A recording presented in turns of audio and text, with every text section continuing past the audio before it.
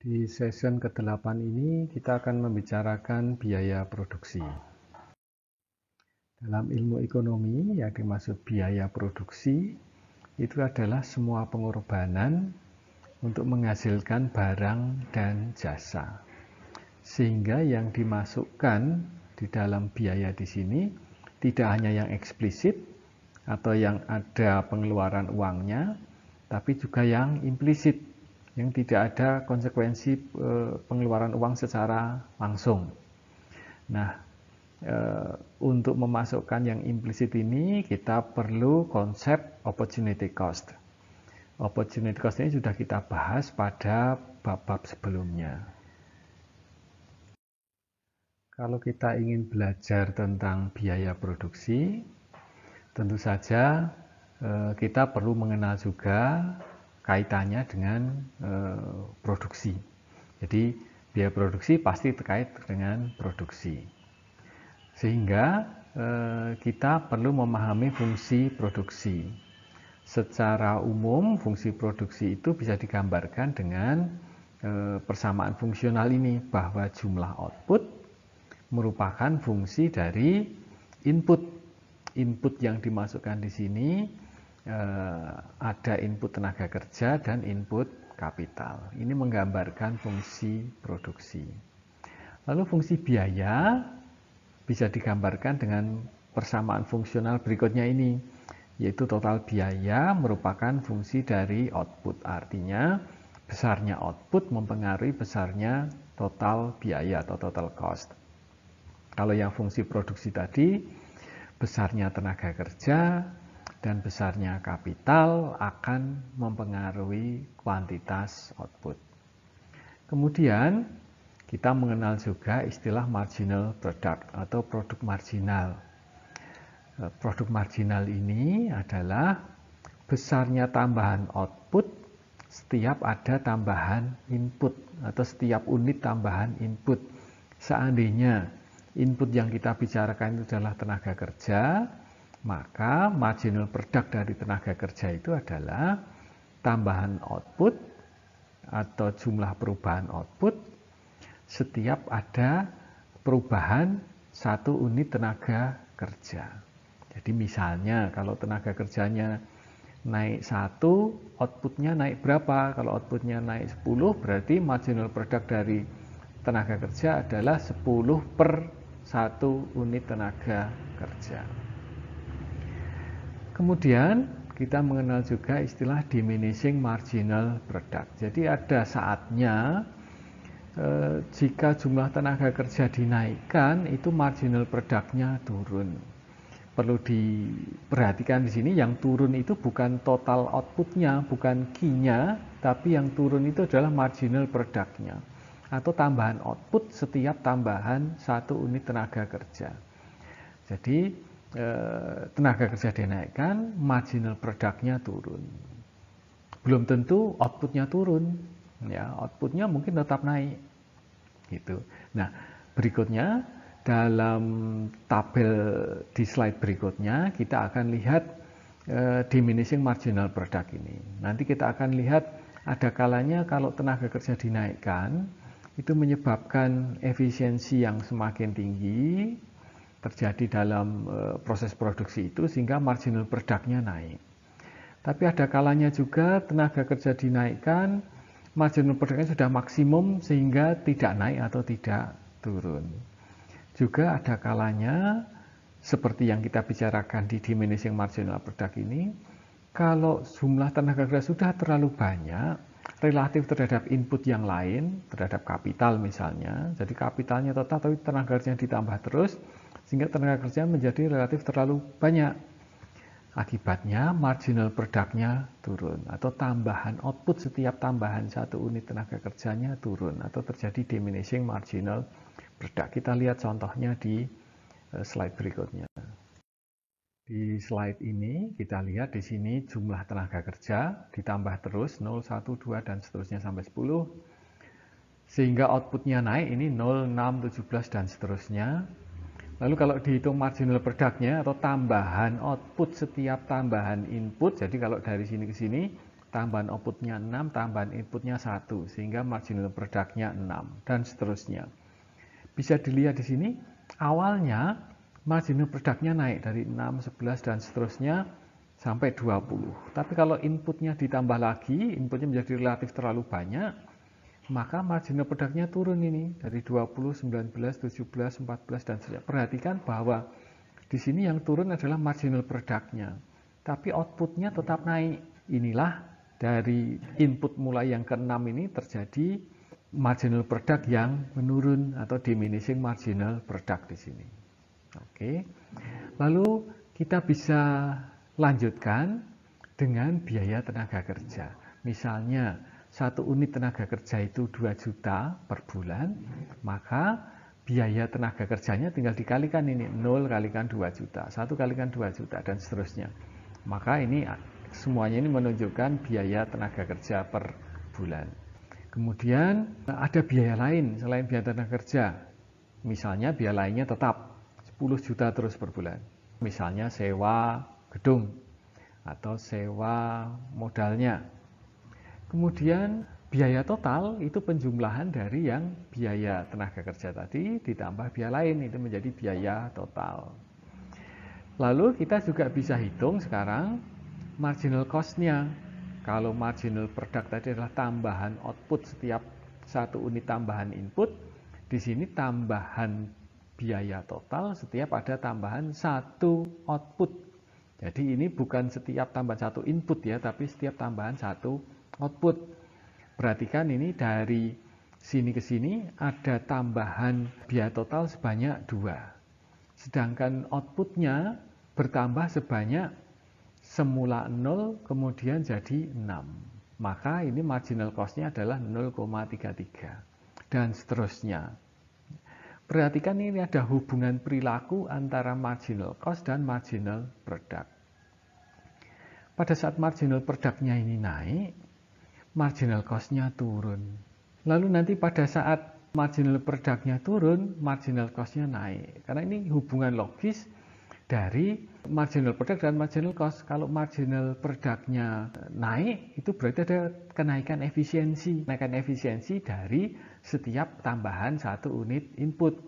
Karena semakin efisien, maka marginal cost-nya semakin kecil. Tambahan biaya per 1 tambahan output-nya semakin kecil. Sebaliknya, di sini ada penurunan efisiensi, ada diminishing marginal product. Tambahan output-nya per tambahan input-nya semakin kecil, maka biaya marginalnya atau marginal cost-nya menjadi meningkat. Jadi perilaku yang kita lihat di marginal cost ini terkait dengan marginal product. Di sini meningkat, kemudian mencapai maksimum, kemudian turun. Di sini sebaliknya, pertama turun, mencapai minimum, kemudian meningkat. Jadi yang perlu diperhatikan di sini adalah perilaku marginal cost ini terkait dengan marginal product. Perilaku marginal cost ini asalnya dari perilaku marginal product. Jadi apa yang terjadi pada kegiatan produksi ini akan mempengaruhi perilaku yang terjadi pada kurva biaya atau persamaan biaya yang terjadi.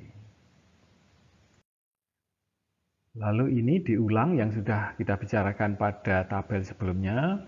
Yang namanya biaya marginal itu adalah perubahan biaya dibagi perubahan kuantitas atau tambahan biaya setiap tambahan kuantitas. Tadi sudah kita lihat kalau outputnya ditambah, awalnya marginal cost-nya turun, kemudian mencapai minimum lalu naik. Itu terkait dengan perilaku marginal product. Marginal product-nya pertama naik, maksimum, kemudian minimum. Tapi kebalikannya ya, ini turun, minimum, naik. Di sini naik, maksimum, turun. Mengapa begitu? Kita lihat di sini bahwa baik fungsi produksi maupun fungsi biaya itu sama-sama menggunakan variable key output. Tapi ada bedanya, ada kebalikannya. Kalau di fungsi produksi, key, variable key itu sebagai variable dependent, variabel yang dipengaruhi oleh input L misalnya, atau tenaga kerja. Tapi di biaya, di fungsi biaya, output itu sebagai variabel independen atau sebagai variabel yang mempengaruhi biaya. Jadi terbalik. Karena terbalik, ya, dasar fungsinya terbalik, Maka nanti kalau digambar sumbu Q-nya itu juga kebalikan. Kalau diproduksi itu Q-nya di vertikal, maka kalau di biaya Q-nya menjadi di horizontal.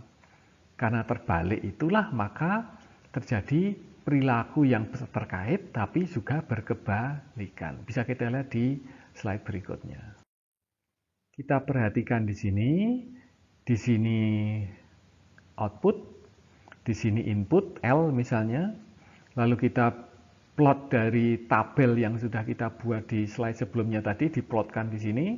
Maka kita dapatkan sebuah fungsi produksi atau kurva produksi.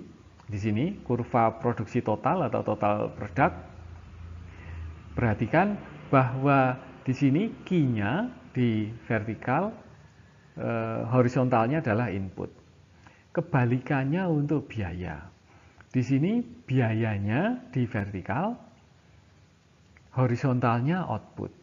Karena letaknya Q dibalik, ya, padahal kita membicarakan yang sama, Q-nya yang ada di sini ambilnya dari mana? Q-nya ambilnya juga dari sini, dari output di fungsi produksi. Karena yang namanya biaya itu tadi kita lihat bahwa besarnya biaya tenaga kerja itu adalah jumlah tenaga kerja dikalikan harga tenaga kerjanya, ya. Maka akhirnya ya terkait. Sehingga di sini perhatikan bentuknya juga berkaitan. Ini cekung terbuka ke atas, sini terbuka ke bawah. Kebalikannya yang sini terbuka ke bawah, sini terbuka ke atas. Sehingga nanti pada waktu kita plot kurva marginal product-nya juga berkebalikan. Perhatikan di sini.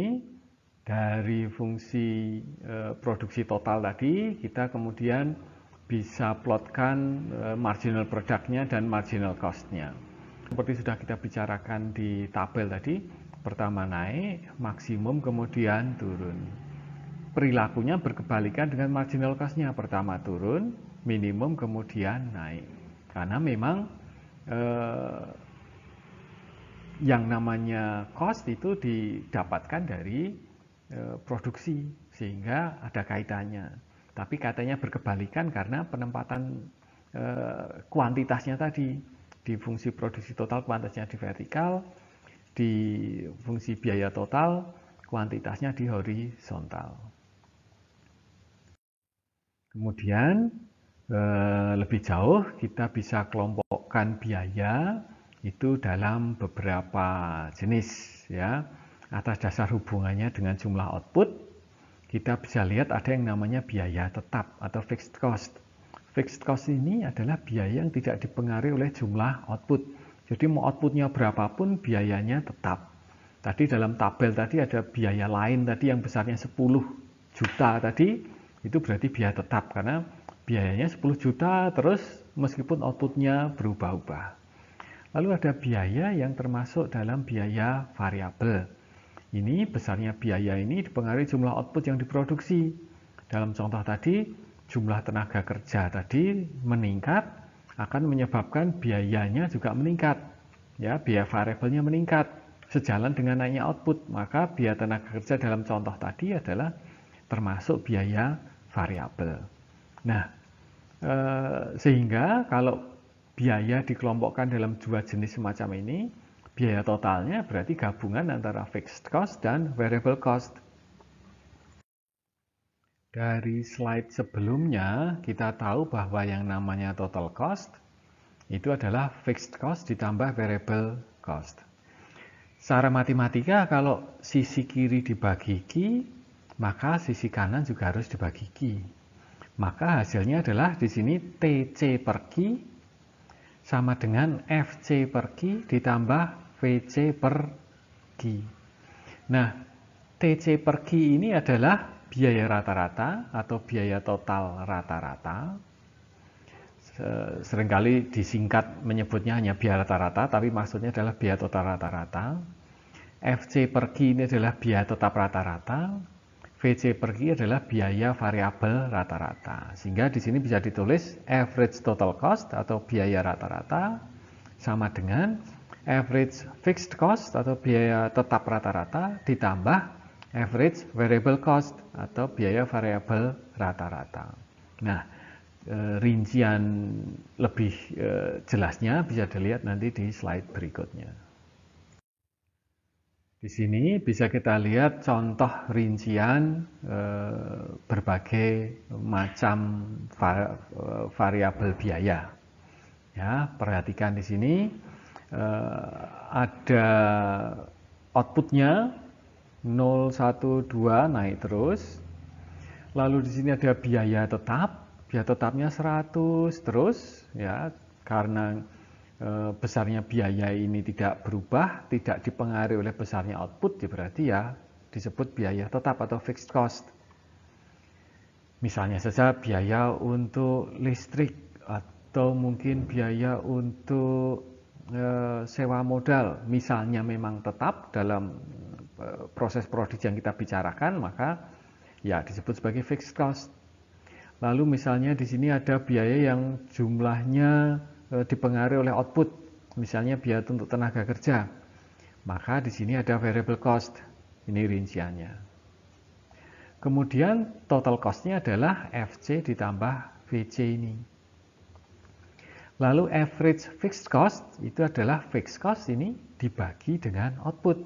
100 dibagi 0, 100 dibagi 1, 100 dibagi 2, dan seterusnya.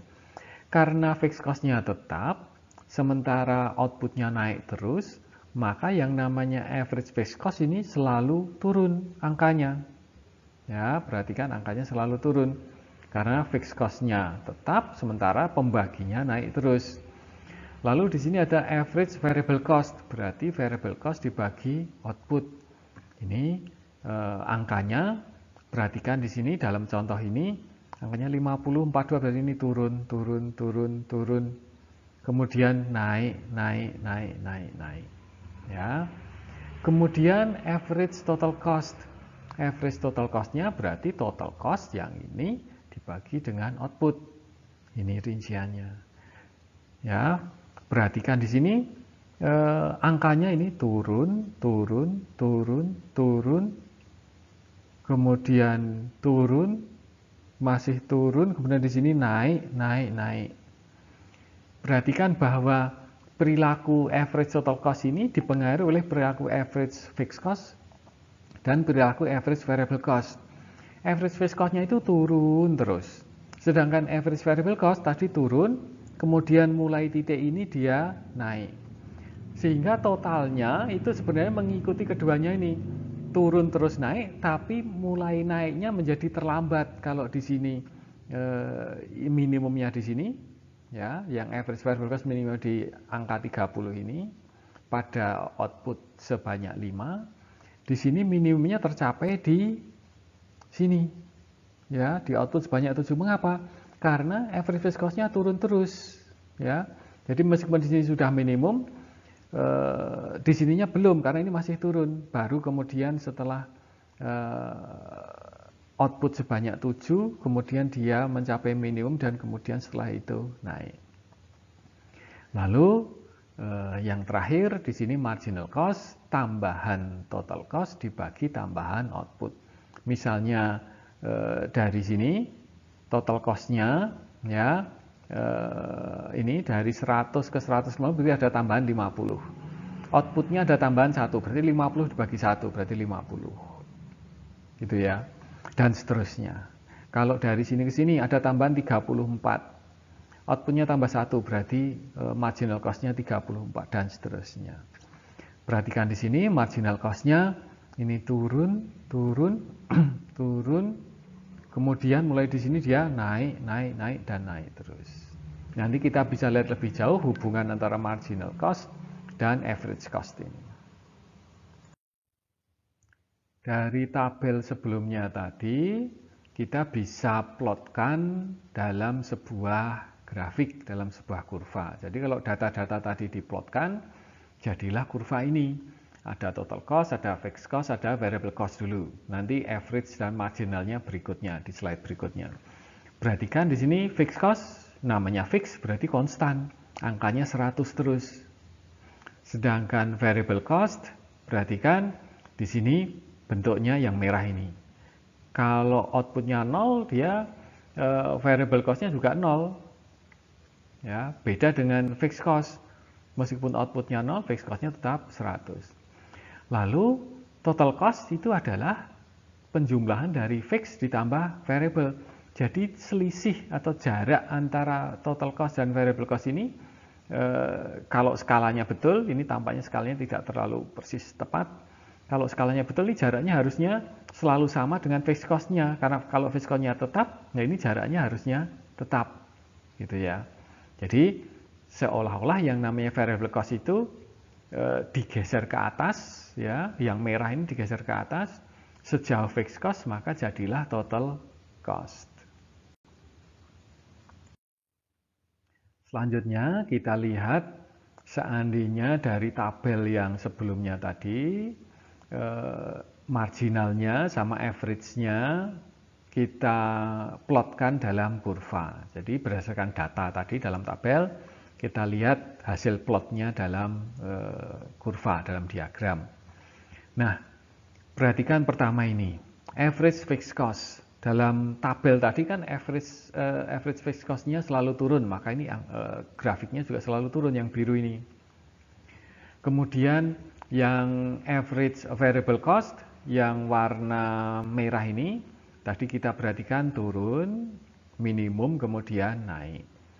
Tadi yang average total cost-nya perilakunya sama, turun, minimum naik. Cuma tadi sudah kita bicarakan juga pencapaian minimumnya itu pada output yang lebih tinggi. Ini di sini untuk average total cost-nya, sedangkan average variable cost-nya pada output lebih rendah. Mengapa? Tadi sudah kita bicarakan, karena yang namanya average total cost itu gabungan antara average variable cost dan average fixed cost.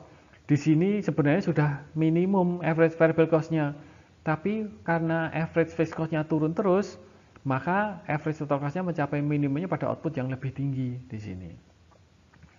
Lalu yang kurva yang berikutnya adalah yang ungu ini adalah marginal cost. Turun mencapai minimum, kemudian dia naik. Ada hubungan khusus antara marginal dan average total cost dan average variable cost ini. Ya, hubungan khususnya ini adalah, perhatikan, pada saat average total cost-nya ini minimum, di sini, itu dia dipotong oleh marginal cost dari bawah. Demikian juga average variable cost, pada saat average variable cost-nya minimum, yang merah ini di sini, dia dipotong oleh marginal cost dari bawah.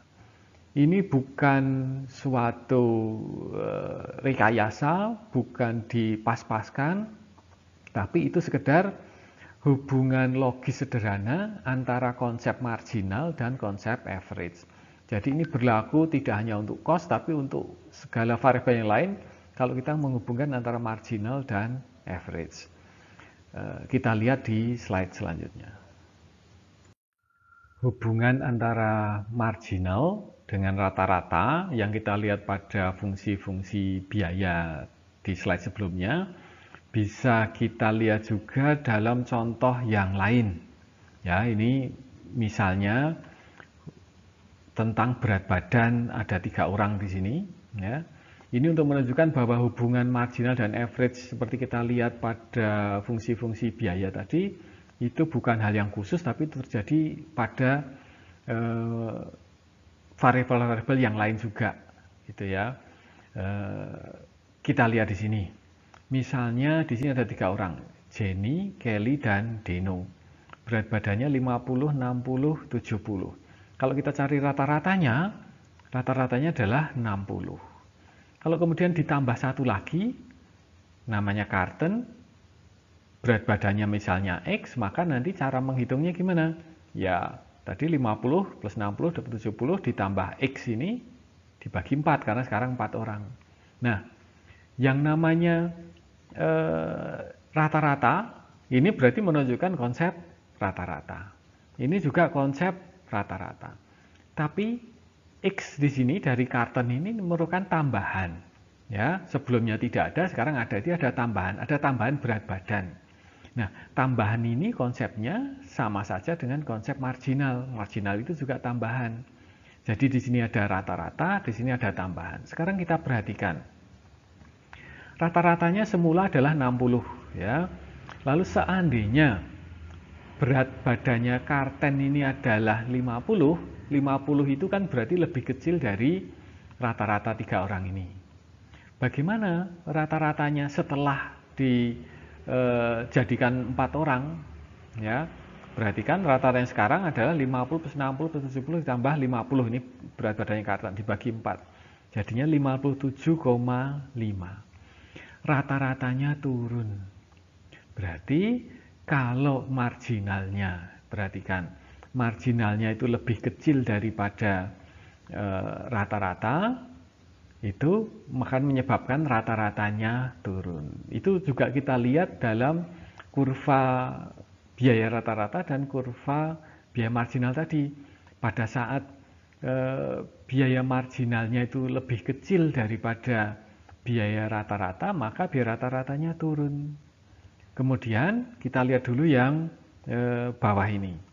Kalau berat badannya Karten 70 itu berarti lebih tinggi daripada rata-rata yang 60, maka akan menyebabkan biaya rata-ratanya yang baru menjadi 62,5. 62,5 itu berarti lebih tinggi atau mengalami kenaikan. Ya, jadi kesimpulannya, kalau marginalnya itu lebih tinggi dari rata-rata, akan menyebabkan rata-ratanya mengalami kenaikan. Ini juga kita lihat dalam contoh biaya tadi. Pada saat biaya marginalnya sudah lebih tinggi daripada biaya rata-rata, maka biaya rata-ratanya akan naik. Ya. Sehingga pada saat biaya marginalnya atau besarnya marginal itu tepat sama dengan rata-rata, pasti rata-ratanya tidak akan berubah. Ya. Atau rata-ratanya dalam kurva biaya tadi mencapai minimum, tepat di minimum, tidak mengalami perubahan. Ini untuk menunjukkan hubungan secara umum antara marginal dan rata-rata. Lebih jauh, nanti akan kita lihat bahwa ada yang namanya biaya jangka pendek dan biaya jangka panjang. Konsep jangka pendek dan jangka panjang itu dibedakan dari adanya input tetap atau tidak. Jadi yang namanya jangka pendek itu tidak merujuk pada jumlah tahun tertentu atau bulan tertentu, tapi itu berdasarkan jangka waktu saat setidaknya ada satu input tetap. Jadi kalau ada paling tidak satu input tetap, itu berarti perusahaan dalam jangka pendek. Tapi kalau inputnya tetap tidak ada, semua input itu variabel, semua inputnya itu bisa diubah, itu berarti perusahaan berada dalam jangka panjang. Gitu ya. Nah, dalam jangka panjang ini dimungkinkan adanya kenaikan kapasitas, adanya kenaikan skala usaha. Jadi pada saat kapasitasnya dinaikkan, skala usahanya dinaikkan, salah satu konsekuensi yang bisa terjadi adalah adanya spesialisasi. Ya. Spesialisasi ini memungkinkan munculnya kenaikan efisiensi. Karena ada kenaikan efisiensi, maka dimungkinkan adanya increasing return to scale. Artinya, kalau inputnya itu dinaikkan, misalnya semua input itu dinaikkan 2 kali lipat, maka outputnya itu bisa mengalami kenaikan lebih dari 2 kali lipat. Jadi proporsi kenaikan output lebih besar dari proporsi kenaikan input. Maka disebut increasing return to scale.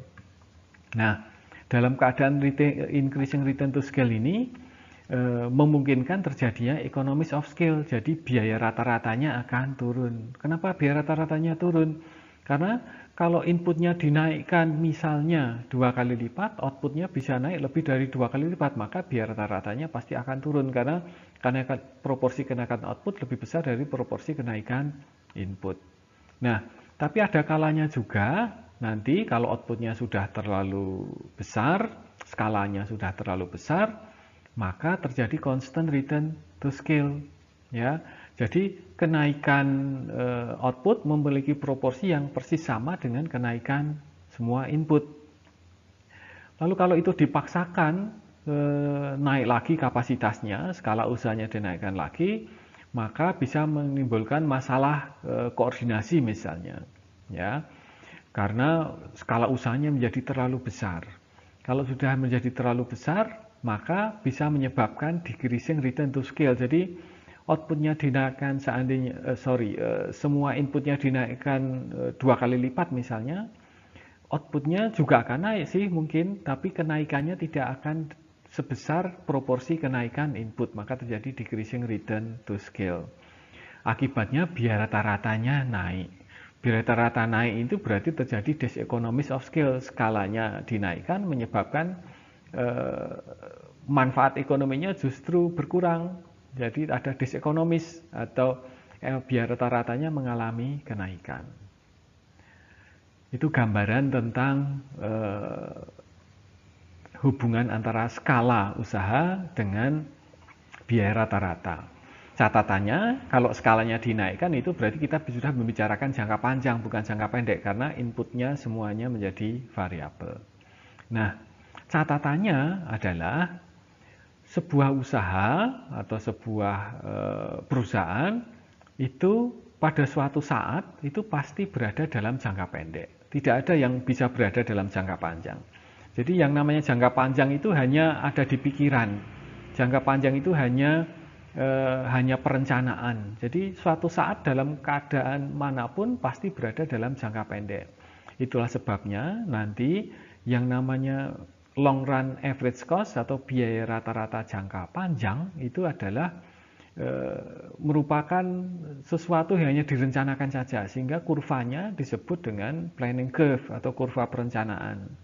Yang relevan dalam suatu saat pasti adalah yang jangka pendek atau short run average cost. Kemudian kita lihat di sini.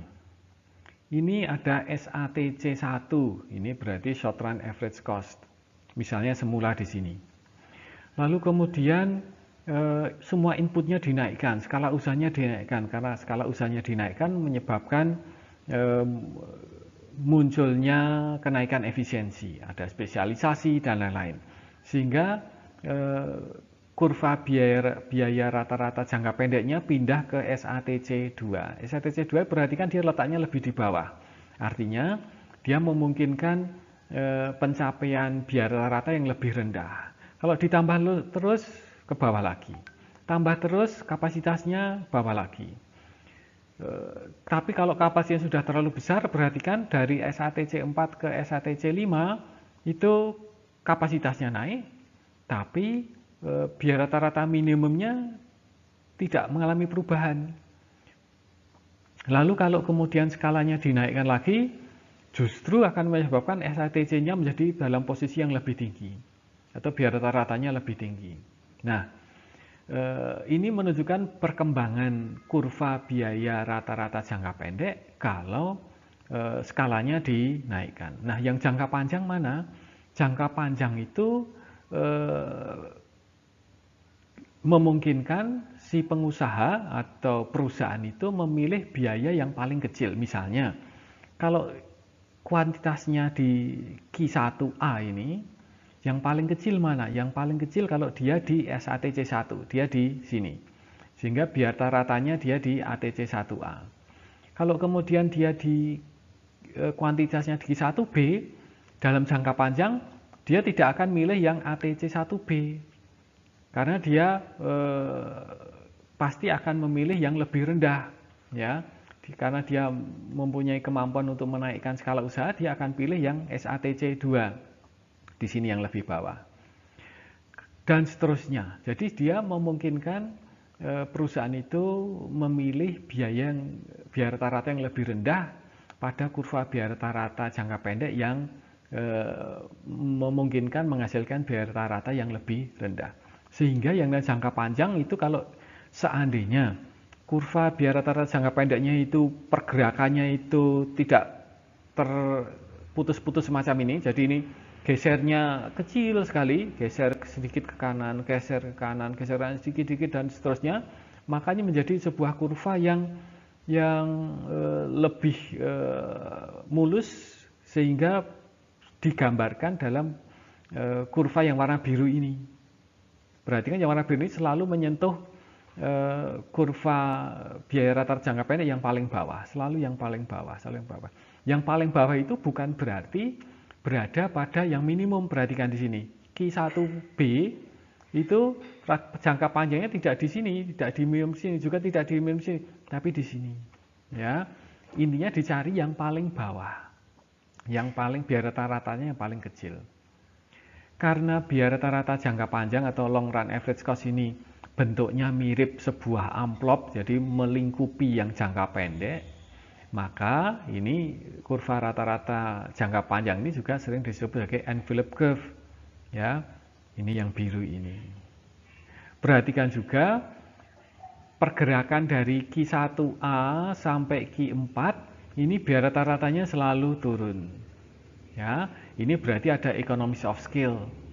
Ya, economies of scale ini terjadi tadi dalam kaitannya dengan ada increasing return to scale.